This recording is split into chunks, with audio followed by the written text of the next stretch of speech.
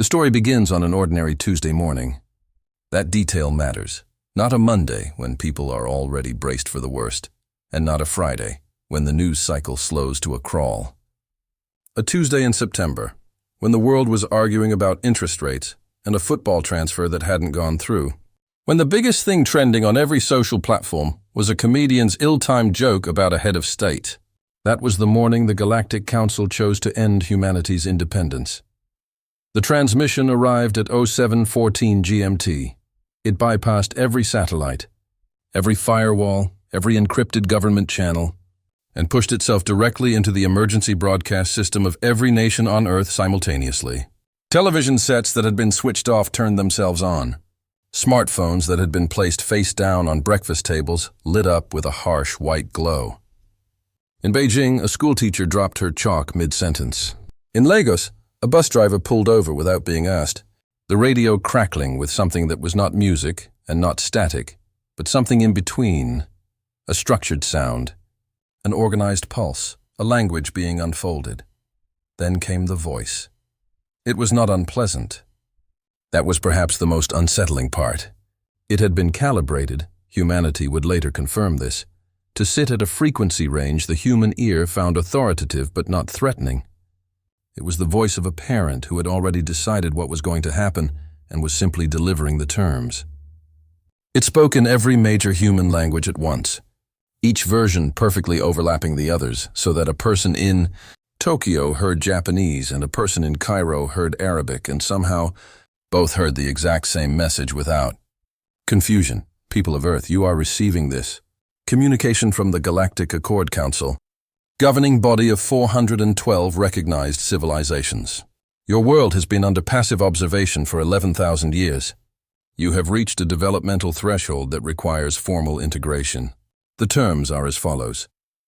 In the United Nations General Assembly Hall in New York, Secretary General Dr. Amara Okafor was mid-session when every screen in the room changed. The delegates fell silent in the way that people only fall silent when something has stripped language from them entirely. Dr. Okafor did not sit down. She stood at the podium with both hands flat on the surface and listened, because that was the only thing left to do. The terms were read slowly, deliberately, with the cadence of something that had been recited many times before to many different species. Earth was to submit a formal declaration of vassal status within 90 days. All military satellites were to be decommissioned within 1 year. Weapons research, defined broadly enough to include most applied physics programs, was to cease immediately. The human population, currently 8.2 billion, was to be reduced to 500 million within 5 decades, by methods the Council described as to be determined at the discretion of Earth's governing bodies. Failure to comply with any single term would result in orbital bombardment of the 12 largest population centers, followed by a mandatory restructuring period under Council administration. The transmission ran for 4 minutes and 17 seconds. Then, it ended. The silence that followed was the loudest thing most living humans had ever experienced. In Times Square, a crowd of several hundred people stood frozen on the pavement, staring at the screens above them that had returned to advertisements. A child in São Paulo asked her mother what vassal meant. A priest in Rome walked out of his church and stood in the street and looked at the sky. A fisherman off the coast of Hokkaido put down his net and sat in his boat and said nothing for a very long time. Governments began emergency protocols within minutes. In Washington, the president was moved to a secure facility.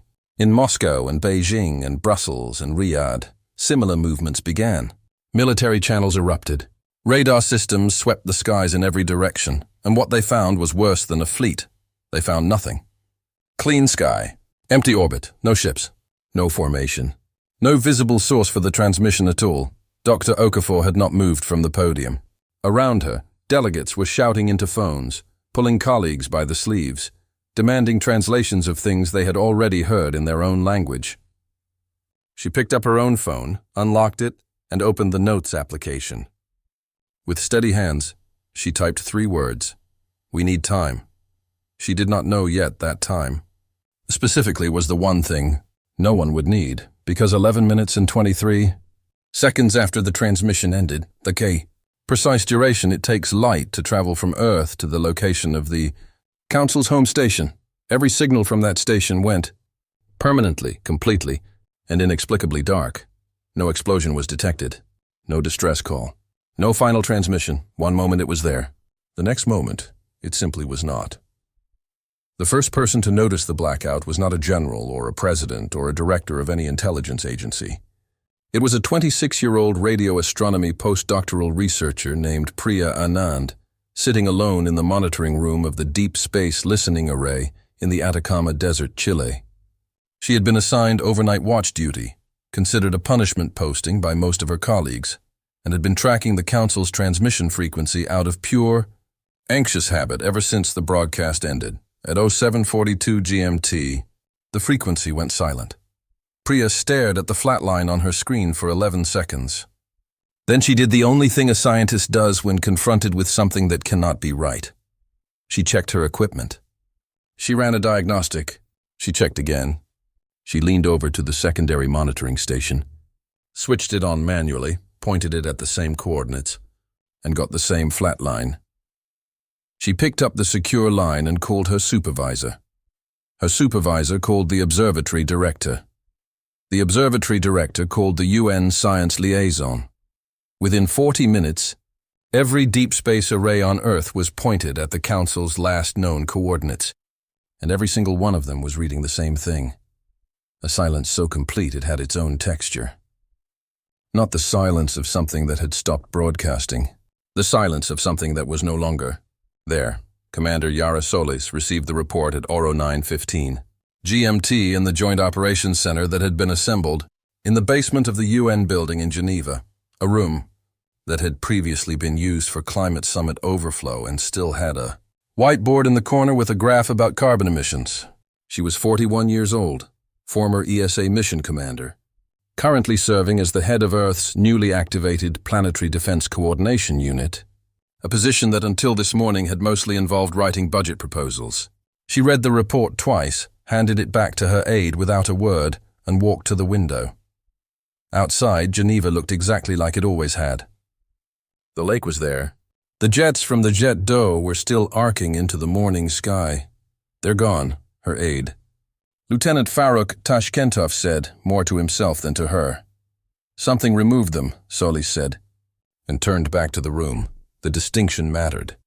She had spent enough time in operational planning to know the difference between a system going offline and a system being taken offline.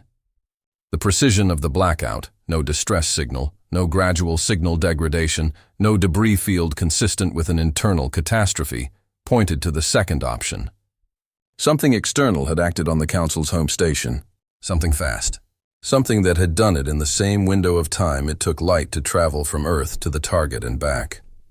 That last part she kept to herself for now, because the implications were not something she was ready to say out loud in a room full of people. The first 24 hours after the blackout were controlled chaos. World leaders convened emergency sessions. Every military in the world went to its highest readiness state. The internet was an undifferentiated roar, conspiracy theories, genuine analysis, religious interpretations, market crashes, and a surprising number of people who were inexplicably calm and kept posting variations of "I told you so," without explaining what exactly they had told everyone.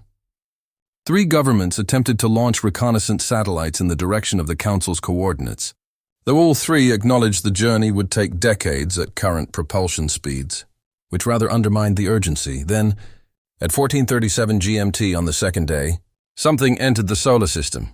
It came from the direction of the galactic core. Priya Anand's array picked it up first again. She had not slept and was on her 4th coffee, and would later be awarded the first ever UN Medal for Astronomical Service, an award that had to be created specifically for her. The object was traveling at a velocity that should have been impossible for anything with physical mass. It decelerated with a smoothness that no known propulsion system could replicate, shedding speed in a clean curve that looked, on the tracking graph, almost elegant. It stopped just outside Jupiter's orbital path, and then it began broadcasting. The signal was simple, short, looping. 17 languages, the same 17 the Council had used. But the voice was different, rougher, cracked, unmistakably alive in a way the Council's calibrated tones had not been. It cycled through each language in turn, and in English it said, "They woke something up. Do not go to the core. Please." They woke something up. The ship was small, about the size of a commercial airliner, and visibly damaged. One entire section of its hull was missing, sheared off clean. It was running on what the tracking arrays assessed as minimal power. It was not approaching. It was simply sitting there, broadcasting its loop, like an exhausted person sitting on a doorstep waiting for someone to let them in. Dr. Okafor, who had not left the UN building in 48 hours, watched the translations scroll across the screen in front of her and felt something she had not allowed herself to feel since the original transmission. Not fear, which she had already processed and set aside, but something closer to grief. Whoever was on that ship had run from something. They had run fast and far and barely made it. "Get me Commander Solis," she said quietly. "And someone find me a xenolinguist who's been awake in the last 12 hours. Solis was already watching the same feed in Geneva. She had circled the word something in her notes 3 times, not someone. Not the Council, not a rival faction, not a rebellion. Something. She looked at the timing again. The broadcast. The blackout. The light travel window. She looked at the damaged ship sitting patient and exhausted outside Jupiter. She thought about what kind of thing moves fast enough to reach a target at the speed of light. She thought about what kind of thing leaves no debris, no signal, no trace. She thought about what kind of thing had apparently been watching Earth for 11,000 years and had been quiet about it the whole time. She put down her pen. She looked at Lieutenant Tashkentov. "We're going to go get them," she said. Getting them took 4 days, not because the technology wasn't available. Earth had crewed vessels capable of the Jupiter run, though none designed for first contact with a distressed alien spacecraft. The delay came from the arguments. The endless, grinding, committee-driven arguments that erupt whenever human beings are confronted with a decision of genuine consequence and no precedent to lean on. 47 nations had to agree on who would pilot the retrieval craft. Who would speak first? What language would be used? What protocols governed the taking of biological samples? Whether the crew should be armed, and if so with what, and whether arming them at all might be interpreted as aggression by a species that had just watched something. "Erase the Galactic Council in 9 minutes, Commander." Solis cut through most of it by the simple method of submitting a 3-sentence proposal directly to Secretary General Okafor, bypassing the committee entirely. 1 ship. 3 crew, no weapons, basic medical support. Okafor signed it in under a minute, which was perhaps the fastest executive decision in UN history. The ship that went out to meet the alien vessel was called the HFY. It was an ESA deep-range scout, repurposed from a planned Europa mission, crewed by Solis herself.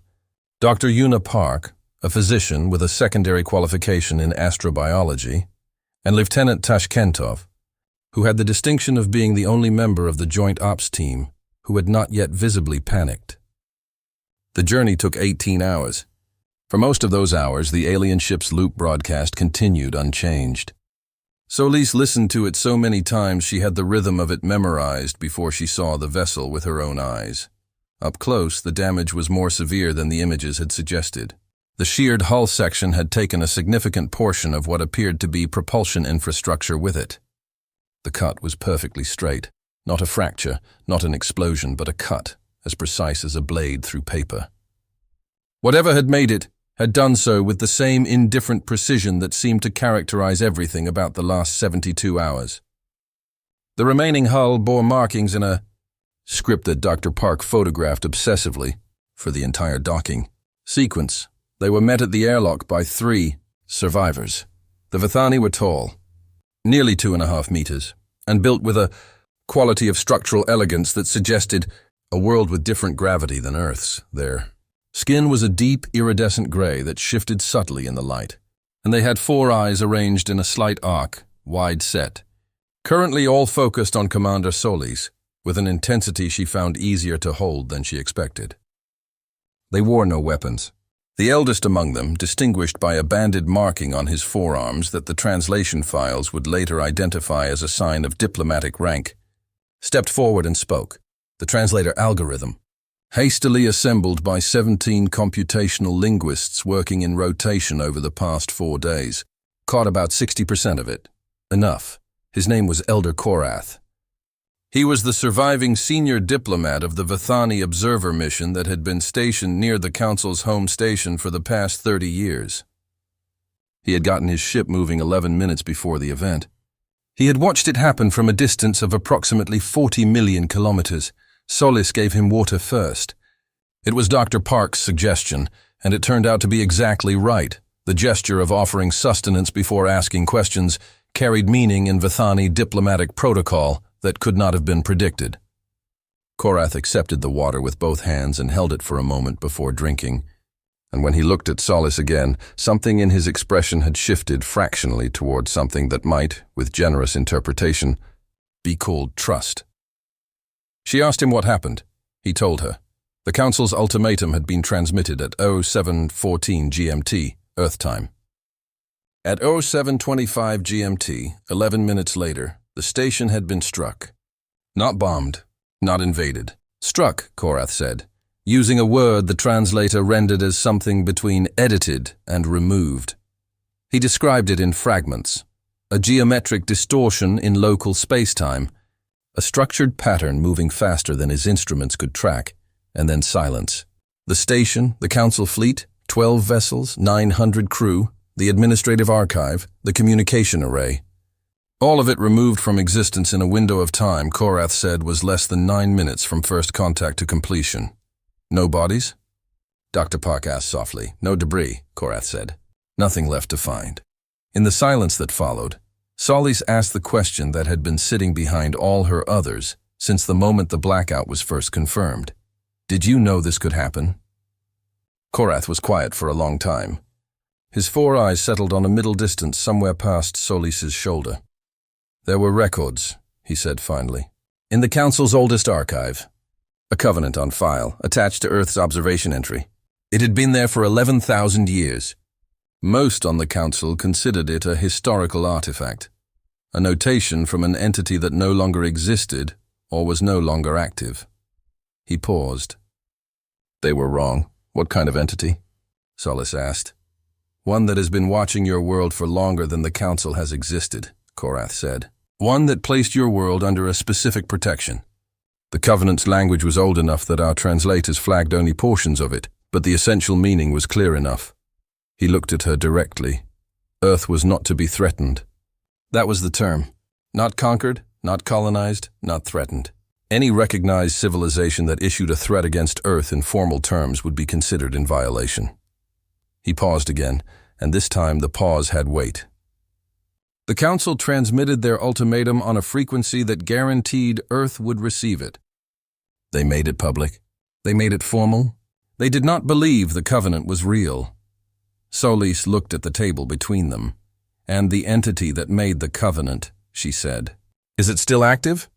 Korath set down the water container. Commander, he said, I have been in space diplomacy for 60 years. I have dealt with wars, extinctions, and 3 separate first contact failures that ended civilizations. I've never been afraid. He met her eyes. I am afraid now. The Vithani survivors were brought to Earth's orbital station on a Tuesday, exactly 1 week after the original transmission. The symmetry was not lost on anyone. Dr. Okafor organized a small, quiet receiving ceremony because it seemed important to do something right, even if no one was entirely sure what right looked like in this context. Korath stood at the observation window of the station's main corridor and looked at Earth for the first time. He was quiet for a long time. Then he said, in the careful, constructed English he had been practicing since the Hyphos docking, It is a very green world. Most of us take that for granted, Dr. Okafor said. You should not, Korath said, and moved on. The debriefing took 3 days.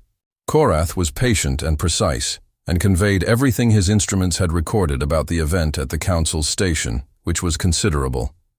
His ship's sensor array had captured 11 seconds of the structured spacetime distortion before the interference overwhelmed the recording.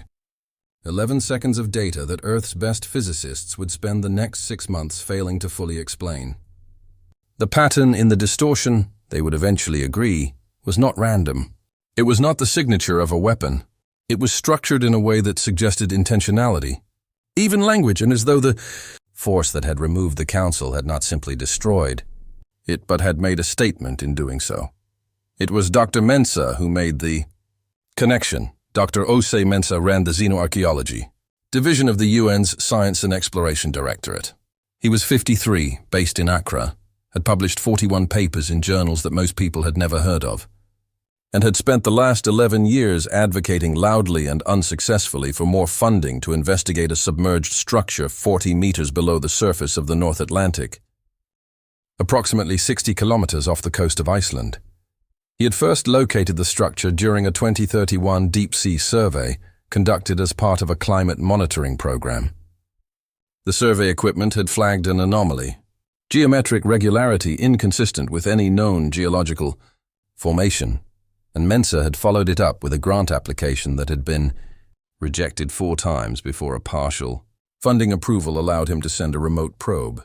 What the probe found was a structure approximately 30 meters in diameter, composed of a material that resisted every known method of dating and every attempt at composition analysis, inscribed across its surface with a repeating glyph that bore no resemblance to any human writing system. Mensah had published his findings. The paper had attracted modest academic interest and one very enthusiastic but ultimately unhelpful documentary production team. The mainstream scientific community had filed it in the same mental drawer as other anomalous subsurface finds. Interesting, unexplained, probably geological, worth revisiting when someone had a budget for it. Mensah had gone on submitting grant applications. Now he was in Geneva, sitting across from Commander Solis, with a photograph of the glyph on his tablet. The same glyph was inscribed on Elder Korath's ship. "It's a marker," Mensah said. "I've been saying for 11 years it's a marker. A designation. Something was labeling this world." Solis looked at the image. The glyph was clean and precise. 3 intersecting curved lines that somehow resolved into something the eye wanted to read as a word without being able to decode it. Labeling it as what? "I don't know yet," Mensah said. "But that structure off Iceland has been broadcasting a low-frequency signal since I first found it. Extremely low. Below the range most monitoring equipment would flag. I've been recording it for a decade. 8 months ago, it changed frequency slightly, which I wrote up and sent to the directorate, where it appears to have been read by nobody." "When was that?" Solis asked. Mensah checked his notes. "January 14th of this year." Solis pulled up a separate file on her own screen. On January 14th, the Council's formal discussion about Earth's integration status had been elevated from a minor administrative matter to a priority agenda item, following a Council survey that assessed Earth's weapons capability as crossing a defined threshold. She showed Mensah the date. He looked at it for a long time. "It heard something," he said. "And last week?" Solis asked. "The signal stopped," Mensah said. 3 minutes after the Council's ultimatum transmission. "It has been silent since then," he paused. "It is not broadcasting. It is listening." The room was very quiet. Solis thought about the Covenant, about an entity that had placed a marker on Earth 11,000 years ago, watched it for the entire span of recorded human history, adjusted its attention when the Council began formally considering Earth a target, and then responded to the ultimatum in the 11 minutes it takes light to travel between worlds. She thought about the precision of the Council's removal. She thought about the word Korath had used. "Edited. It's not gone," she said. "No," Mensah agreed. "I don't think it is. We need to find out what it wants," Solis said. Mensah looked at her with the particular expression of a scientist who has spent 11 years being told his work was not important. "I've been waiting for someone to say that," he said, "for a very long time." The debate that followed was the most consequential argument in human history, and it lasted 9 days. And it was at times deeply undignified. The United Nations Emergency Council convened an expanded session. Every nation, every delegation, every voice that could be flown or streamed into Geneva. The question before them was not whether to respond to the entity that had destroyed the Council. The question was how.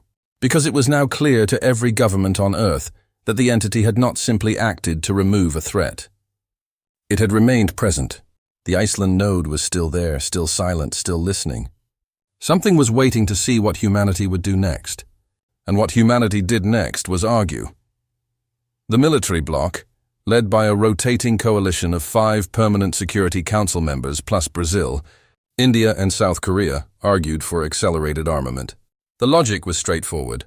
Whatever had destroyed the Council was more powerful than anything humanity had encountered, and that meant it was a threat, and threats were addressed with capability. If it wanted to be friends, fine. But you met unknown power from a position of strength, not vulnerability. The bloc proposed a massive reallocation of global resources toward deep space military infrastructure, to be completed within 10 years. The diplomatic faction, anchored by the European Union and most of the African Union, argued that armament was precisely the wrong signal to send to an entity that had just demonstrated what it did to civilizations that chose aggression as their primary mode. The logic of that position was also straightforward. You do not wave a knife at the thing that just vaporized someone for waving a knife. The third faction, smaller, quieter, but with significant popular support based on every polling metric that had been run in the 72 hours since the node's silence became public knowledge, argued for complete non-engagement. Let it observe. Don't respond. Don't draw attention. Survive by being too uninteresting to notice. Several prominent philosophers and one very anxious Nobel laureate in physics wrote open letters to this effect that were read by millions. All 3 positions had logic to them. Solis sat through 4 days of the debate and said very little, which was noted by several delegates as unsettling coming from the head of planetary defense. She was thinking. Specifically, she was thinking about the timing of the node's signal change. January, when the Council began formally considering Earth a target, and the timing of its silence, 3 minutes after the ultimatum. Not after the Council's removal, after the ultimatum. The entity had responded to the threat, not the removal. It had already moved before it silenced the node, which meant the node had been listening to Earth, not just to space. She brought this to Dr. Mensah, who had been running signal analysis in a borrowed office down the hall and surviving on vending machine coffee. He confirmed it within 2 hours. The node's signal, over the decade he had been recording it, showed micro-variations that correlated with specific events in human history. The Cuban Missile Crisis in 1962 had generated a notable spike. The deployment of the first nuclear submarine fleet had generated another. The Carrington-class solar event of 2024 had generated a brief interruption, and for the last 11 years, since the Council's initial observation threshold was quietly crossed, the signal had been running at a consistently elevated frequency. Attentive, alert, present. It's been reading us, Mensah said. Not just watching, Solis said. Reading. It knows who we are. She went back to Okafor that evening. Not to the Council chamber, not to the delegation floor. She found the Secretary General in her office, standing at the window with the lights off, looking at the Geneva skyline. The Covenant, Solis said. What did it actually say? Okafor turned. Korath's translation covered the basic terms. Don't threaten Earth. There was more, Solis said. He said the full text was partially untranslatable. I want the Vithani archive copy. Whatever the Council filed. It took 16 hours to retrieve it through Korath's cooperation. The document was 11,000 years old and had been translated through 4 intermediary languages before it reached any tongue Korath could read. But the core of it was there, and it was not, as the Council had apparently assumed, simply a protection clause. It was an invitation. The Covenant did not only prohibit harm, it described a condition, a test, if that word can be applied to something spanning millennia, that a developing world had to survive before certain terms could activate. And the final section, damaged and only partially legible in Korath's version, used a phrase that the translation algorithm rendered with a confidence rating of only 42%. Something like recognition of guardianship or acknowledgement of the watcher or, in the most literal possible reading, answering the call. Solis sat with that for a long time. Then she went back to the Council chamber and asked for the floor. There's a 4th option, she said. We don't arm up, we don't petition for peace, and we don't go silent. We answer. Specifically, we answer the frequency that the Iceland node has been transmitting on since before recorded history. We respond to it using the same parameters, the same structure, the same signal pattern. We tell it, whatever it is, that we heard it, that we have always heard it, that we are still here, and we are listening back. The chamber was quiet. "You want to poke it?" someone from the military block said. "I want to greet it," Solis said. There is a difference, and I think it has been waiting long enough to know which one we mean. The broadcast took 48 hours to prepare and 9 seconds to transmit. Dr. Mensah built the response signal himself, working with 3 physicists and a mathematician who specialized in SETI communication theory. He used the Iceland node's own frequency as a carrier, matched its modulation pattern exactly, and embedded within it a single structured acknowledgement, not a message in any human language, but a mathematical mirror, the original signal, reflected back at the source with one addition, a marker of their own, a deliberate signature that said, in the only universal grammar anyone could think of, "We received you, and we are here, and we know you are watching." Solis watched him send it from the Antarctic relay station at 0418 GMT on a Thursday morning, in the middle of a light snowstorm that no one had remembered to check the weather for. The signal went out. The console confirmed delivery. Mensah leaned back in his chair and said nothing. Outside, the snow fell on the equipment arrays and on the frozen ground and on 2 penguins who had wandered into the facility perimeter and appeared completely indifferent to the proceedings. The response came in 47 seconds, not from the sky. From the Iceland node. The node, silent for 9 days, activated with a power output that knocked out every recording instrument in the nearest monitoring station and forced Mensah's team to work from a secondary relay. It transmitted for 6 minutes and 11 seconds on a broadband frequency that hit every deep space array, every radio telescope, and a significant number of mobile phones in Northern Europe. And what it transmitted was not a voice, not a coded pulse, but a structured data package of a size and density that took Earth's combined computing infrastructure 4 days to fully decompress. Inside was 14,000 years of galactic history, not the Council's history, which the Vithani archive had largely confirmed was selective, self-serving, and strategically incomplete. This was a different record, a longitudinal observation log, structured chronologically, compiled from a perspective that was clearly external to every civilization it documented. It covered the rise and fall of 47 distinct spacefaring species. It recorded first contacts, resource wars, extinctions, and something the translation team eventually labeled integrations, moments when species crossed a threshold from isolated development into cooperative participation in a larger network, and woven through all of it, consistent and present across the entire span of the record, was the entity humanity had begun calling the gardeners. They appeared in the record not as a species, but as a function. They had no homeworld listed, no biological description, no political structure. What they had was a role, executed with patience across a time span that made human civilization look like an afternoon. They tended, they observed. They intervened when the terms of their covenants were violated, with a precision and scale that made the Council's removal look like a routine maintenance event. And they cultivated, specifically, they identified worlds they called, in the oldest sections of the record, something the translation team rendered as potential holders. Earth was in the record. It appeared first 11,240 years ago, designated with the marker glyph Mensah had been staring at for a decade. The entry was short. 3 data fields: location, classification, covenant status. The classification field used a term that had no clean translation but resolved, after 4 days of argument among the linguists, to a phrase everyone agreed felt both accurate and slightly terrifying: exceptional adaptive resilience. Category 7. The record contained 6 other Category 7 worlds. All 6 were still active.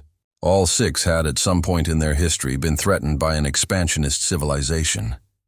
All 6 had survived. And all 6, in the aftermath of the threat and the Covenant response, had received the same data package Earth was currently decoding and had made the same choice. Solis read the summary brief at 11 GMT on the 4th day after the transmission. sitting in the operations center in Geneva with Mensa on one side and Korath, who had asked to be present and had been quietly attending briefings for 5 days, on the other. She read it twice. Then she looked at Korath. "You knew about the Category 7 designation," she said. "I suspected," Korath said. "It is referenced in the oldest Vithani records, in a section most scholars considered allegorical. A world is watched. A world is tested. A world is found resilient enough. Then the world is offered something." He looked at her steadily. "You were offered it this morning." Solis looked back at the brief. The final section of the historical record, the most recently updated, the section that covered the past 11 days, contained one entry. One data field with a single line of text. She had read it already. She read it again. The field was labeled "Pending Response." The line read, "Contact acknowledged. Covenant terms satisfied. Invitation extended." The invitation was not delivered by a ship or a voice or a spectacular light show in the upper atmosphere. It came through the Iceland node, quietly, as a second data package appended to the first, about 6 hours after the main archive finished decompressing. If Dr. Mensa's secondary relay had not been running an automated comparison scan, it might have gone unnoticed for days. As it was, Mensa found it at 02 Go GMT on a night when he had fallen asleep at his workstation and been woken by an alert tone he had set up more out of habit than genuine expectation. He read it, alone, in the dark, with coffee going cold beside him. Then he called Solis, which he had been told he could do at any hour, and she answered on the second ring, which suggested she had not been asleep either. The package was not long. Relative to the 14,000-year archive that preceded it, it was almost conversational, a short document precisely structured, in a format that the translation algorithm handled at 91% confidence, the highest it had managed for any Gardner-originated text. It was, as far as anyone could determine, the first time the Gardners had communicated with Earth directly, rather than through the historical record. It began with a statement of context. The covenant placed on Earth 11,000 years ago had been established under the same terms as 6 previous covenants with 6 other worlds. It said that the Gardners did not act as protectors out of charity or strategy, but because they held a specific view of what a developed galaxy should look like, and that view had been compiled over a period of time so vast that the document declined to specify it precisely, noting only that the Gardners had been active before the oldest civilization in the current historical record had developed fire. They had watched many worlds. Most had not made it. Some had been removed, as the Council had been removed. Some had simply destroyed themselves, which the Gardners noted they found more difficult to address. And a small number, the Category 7 worlds, had been found to possess something that the translation team argued about for 2 full days before settling on a phrase. The capacity for chosen restraint, not passivity, not weakness, not pacifism as a political position, something more specific and harder to achieve. The ability to be threatened with extinction and respond without becoming the thing that threatened you. Earth had done that. In the 9 days since the Council's ultimatum, with the entire world watching, no government had launched a weapon. No preemptive strike had been attempted. The UN chamber had argued and debated and nearly broken down 3 times, but it had not acted with violence. And Earth's response to the Gardners themselves, when Solis had stood up and said simply, "We should answer," had been an acknowledgement, not a demand. An extension of hand, not a closed fist. The document said the Gardners had been watching long enough to know this was not guaranteed. Most civilizations that reached the threat threshold responded to it by arming. Many responded to the Gardners' intervention by attempting to locate and destroy them. Several had interpreted the Covenant's existence as a power to be exploited rather than a relationship to be honored. Earth, the document noted, had done none of these things. The closest Earth had come was the military faction's proposal in the Council chamber, which the Gardners had apparently been monitoring in real time and assessed as expected and within acceptable parameters, given that no action had been taken on it. The invitation itself was simple. The 6 other Category 7 worlds, the document named them, in coordinates rather than names humans had for them, though 3 were confirmed to be within the Milky Way, existed in a network. Not a government, not a council, Not a hierarchy of any kind. A network, loose, voluntary, built on the principle that the species best positioned to protect a developing world were the ones who had survived the same test. Each member world contributed what it could. Each member world was protected by the others in kind. Each member world was expected, when a new Category 7 world was threatened, to respond. There was no application process. No vote among the existing members. The invitation was extended by the gardeners and accepted by the world, or it wasn't. And the deadline, the document was very clear about this, was not a number of days or a political cycle. The deadline was the moment Earth chose to resume arming in response to the gardeners themselves. That choice, if made, would be considered a rejection. The invitation would not be extended again. Solis sat with the document for an hour. Then she sent it to Okafor with one line of her own appended. I think this is what they've been waiting to ask us since before we had cities. I think we should say yes. Okafor read it in 11 minutes. She called back in 12. Get me Mensa, she said, and get me Korath. And find me someone who can translate the coordinates into something the General Assembly can look up in a star chart. If we're going to put this to a vote, I want people to be able to look at the sky and know who their neighbors are. The vote took place on a Wednesday morning, 6 weeks after the Council's ultimatum had turned on every screen on Earth. 6 weeks was, by the standards of UN procedure, almost miraculously fast. It had been achieved through a combination of Okafor's considerable political capital, the fact that 3 of the 6 Category 7 worlds had transmitted brief acknowledgements through the Iceland node once Earth's initial response signal had been received. Short, warm, and in 2 cases accompanied by mathematical structures that humanities linguists were already calling the most exciting translation challenge in history, and the simple reality that the full text of the Gardner document had leaked within 48 hours of its receipt, was read by approximately 4 billion people, and had generated a groundswell of public response that no government could sensibly ignore. The vote was not unanimous in the first round. 19 nations abstained, citing insufficient information about the network's obligations and their own capacity to fulfill them. 11 voted against, primarily from the military-aligned bloc, whose concerns about sovereignty and strategic independence were legitimate and recorded with full respect in the official minutes.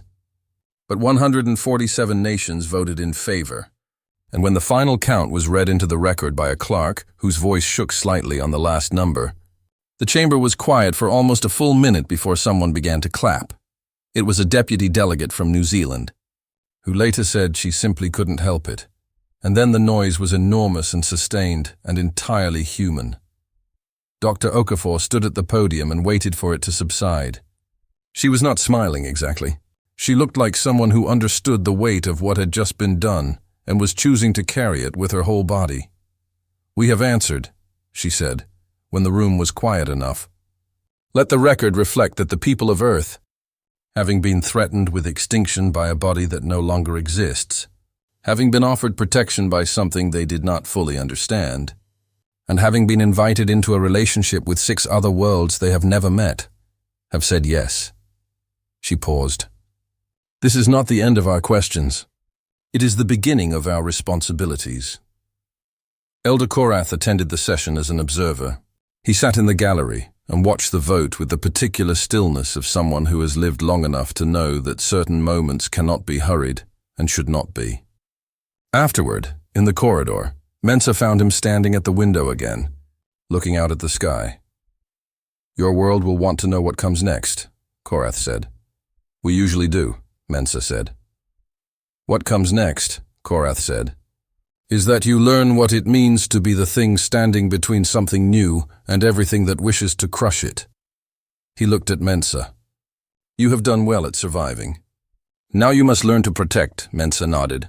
He looked out at the sky, too. The stars were not visible. It was daytime, and Geneva was overcast.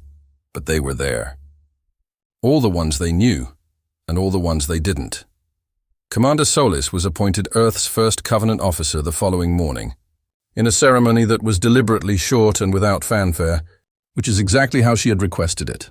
The appointment came with no official uniform, no office, and no precedent to guide it. She was handed a single document, a printed copy of the gardener invitation, with the acceptance vote appended, and told she had whatever resources she could negotiate, but her first action was to request full access to the Gardner archive. Her second was to have Mensa's Iceland node fitted with a two-way communication array, hardened against every environmental hazard the engineers could think of, and a few they made up just to be safe. Her third was to begin drafting the protocols for Earth's first outbound mission. Not an exploration mission, not a diplomatic mission in the traditional sense, a response mission. Because somewhere in the 300 billion stars of the Milky Way, at this very moment, another world was receiving an ultimatum from someone powerful and certain, and completely unaware that a covenant existed. Another council, drunk on hierarchy and complacency, was reading out terms to a species that had done nothing to deserve them. Another 11,000 years of patience was approaching its test, and now it was Earth's turn to be the thing that answered. Solis stood at the observation window of the orbital station, on the last evening of the week that had changed everything, watching the slow arc of the planet below her, the green and the blue of it, the white spirals of cloud, the lights of cities along the dark side's terminator line. She thought about the first humans who had looked up at those same stars and felt the same thing she was feeling now, that the universe was large and full and not indifferent, and that being small in it did not mean being insignificant. She thought about Category 7, about chosen restraint, about 11,000 years of something watching and waiting and tending, patient as deep time, certain that eventually a world would grow into something worth protecting. She thought about what Korath had said on the Hyphos, in the quiet of the docking corridor, when she had asked him if the gardeners were truly still active. He had said, "They have never stopped." She believed him. She opened her terminal and began to write. End of story.